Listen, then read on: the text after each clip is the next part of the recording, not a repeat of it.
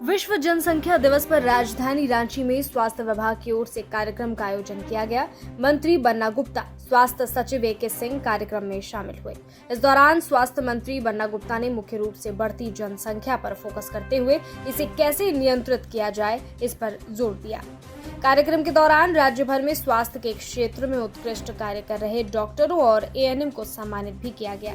मंत्री ने कई ऐसे 9 दंपतियों को सांकेतिक रूप से किट प्रदान किया ताकि लोग जनसंख्या नियंत्रण के नियमों का पालन कर सकें। मंत्री बन्ना गुप्ता ने कहा कि देश की आबादी 140 करोड़ हो गई है। बढ़ती जनसंख्या आज गंभीर समस्या बनती जा रही है।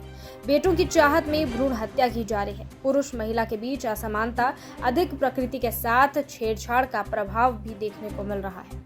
कार्यक्रम आयोजित किया और आप जानते हैं कि विश्व में जनसंख्या एक सबसे बड़ी समस्या है और ये समस्या न सिर्फ हमारी अर्थव्यवस्था पर इसके गंभीर संकट हैं, बल्कि मैं ये कहूँगा कि जीवन मूल्यों को भी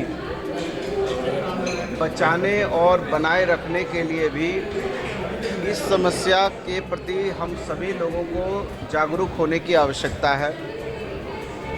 एक तरफ इसके दुष्परिणाम के रूप में अर्थव्यवस्था पर इसके गहरे गंभीर प्रभाव, जलवायु पर इसके गंभीर गहरे प्रभाव, ग्लेशियर जैसा हमारा जो है वो गर्मी से गल रहा है। दूसरी तरफ ज़मीन का भूगर्भ का पानी जो है कम हो रहा है और पर्यावरण से लेकर अर्थव्यवस्था और अर्थव्यवस्था से लेकर जो डेंसिटी है, घनत्व है, वो घनत्व जो है अब इस कदर बढ़ रहा है कि अब आदमी एक दूसरे को जो जगह होनी चाहिए वो उतनी भी पर्याप्त जगह कहीं कहीं नहीं बच रही है। तो जनसंख्या का नियंत्रण होना चाहिए। चूँकि 1991 के आंकड़ों को आप देखते हैं तो मात्र 36 करोड़ लोग भारत में थे। वही आंकड़े 2014 में 22 में वो आंकड़े 140 करोड़ हो गए और वही आंकड़े जो हैं आने वाले 2050 में वो आंकड़े 166 करोड़ होने जा रहे हैं। चीन की आबादी आप देख रहे हैं। तो इसलिए हम लोगों ने इसको कैसे करके नियंत्रण किया जाए, लोगों में कैसे अवेयरनेस लाया जाए, परिवार नियोजन के सिद्धांत को कैसे और ज़्यादा मजबूत किया जाए। और ऐसा नहीं कि विभाग ने काम नहीं किया है, विभाग ने काफ़ी अच्छा और बेहतर काम किए हैं। जहां पर हम 37.4% परिवार नियोजन की हम जो है उपाय को कारगर कर पाए थे। आज के दिन में 49.5% वो बढ़ाने का काम हुआ है। जो हमारी महिला का बंध्याकरण वगैरह है वो 5,47,826 हमारा रिकॉर्ड हुआ है। तो उसके साथ पुरुष बंध्याकरण में जो कमी आ रही है या जो हमारा लिंग के इसमें कमी आ रही है, इसमें जो भ्रांतियां हैं, उन भ्रांतियों को बेटी की चाहत में बेटियों को कुपोषण के भी शिकार हो रहे हैं और भ्रूण हत्या के भी शिकार हो रहे हैं। तो हम लोग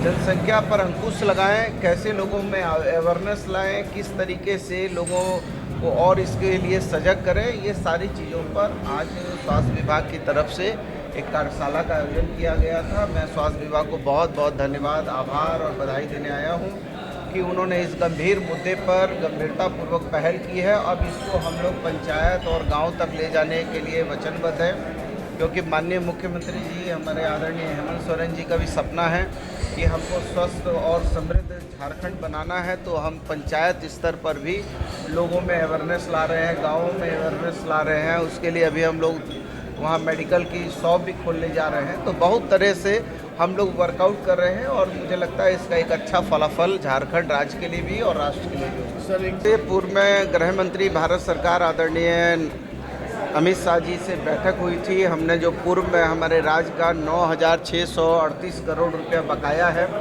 उसके लिए हम लोगों ने उनसे अनुनय विनय किया है। अब देखिए भारत सरकार की कब जो है हम जैसे झारखंड के गरीब लोगों पर जो है दया वो दिखाते हैं। और मैं तो यहाँ के सभी सांसद महोदय से कहूँगा कि कम से कम हमसे राजनीतिक विरोधाभास हो सकता है, लेकिन राज्य हित में और कृषक हित में झारखंड के हित में कम से कम वो लोग जितने सांसद हैं वो कम से कम जाकर हमारे आदरणीय गृह मंत्री जी से इस बात को कहे कि 9,638 करोड़ दिया जाएगा, तो हमारे कृषक जो है जो पिछला सुकाड़ हुआ है उस सुकाड़ की भरपाई करेंगे, ताकि आगे आने वाले समय की चुनौतियों में उनको बाधा ना हो।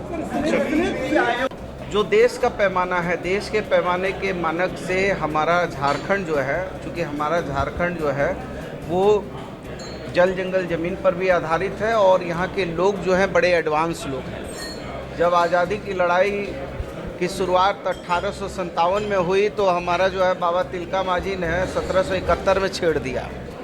तो आप समझ सकते हैं कि हम लोग एडवांस प्लानिंग वाले लोग हैं, इसलिए हम लोगों ने बेटियों को बचाने का पहल शुरू से किया। इसलिए 1000 बच्चों पर हमारे यहाँ 996 बच्चियाँ हैं, जबकि राष्ट्रीय मानक उससे भी कम है। तो हम जो है PCPNDT एक्ट को भी बहुत मजबूती से लागू कर रहे हैं, लेकिन लोगों को परिवार नियोजन के लिए भी जागरूक कर रहे हैं, ताकि जो है, और एक इसमें बड़ा ये है कि दहेज भी एक इसका बड़ा अभिशाप है। तो ये दहेज भी अभिशाप है और बड़े लोगों को भी पहल करनी चाहिए कि दहेज जैसी भ्रांतियाँ या जो है एक अभिशाप के विरुद्ध में हम सारे लोगों को जागरूक करेंगे। सर, एक आपदा मंत्री, भारत सरकार जो हमको 75-25 का पैसा देती है, उसमें से 20 रुपया वो देती है किसी आने वाली विपदा के सामने, मतलब जैसे बाढ़ आ रहा है, तूफान आ रहा है, इसकी रक्षा के लिए 10% हमको प्लानिंग के लिए, 10% उसको देखने के लिए। लेकिन 80% जो है, 80% में उन्होंने कैपिंग कर दिया है 10% खर्चा करने का।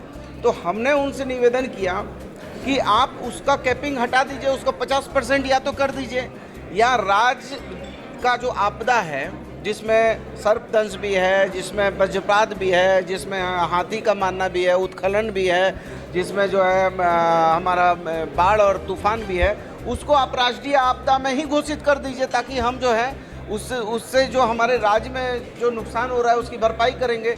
लेकिन आप बताइए उसमें 10% का कैपिंग क्या उचित है? इसलिए जो 10% का कैपिंग किया है उसको हटाना चाहिए भारत सरकार। सच्चाई है इसको। अब पहले के ज़माने सच्चाई है, पहले के ज़माने के जो बुज़ुर्ग थे उनका थिंकिंग था कि बेटा ज़्यादा मायने रखता है फैमिली के लिए, बेटी नहीं। उसकी वजह से बहुत सारी बच्चियों को, बेटियों को मार दिया जाता था गर्भ में ही या फिर जन्म देने के बाद। तो अभी जो अवेयरनेस किया गया उसके बाद से बहुत सारी जागरूकता बढ़ी है देश में, जिससे ये सब कंट्रोल किया गया है। और अभी हमें जितनी जानकारी दी गई उसका हम सब पालन करेंगे, जितने नए कपल्स हैं, और ध्यान रखेंगे हमारे दो के जो नियम हैं उनको हम पालन करें। नंदिनी लोहरा, लोहाडी।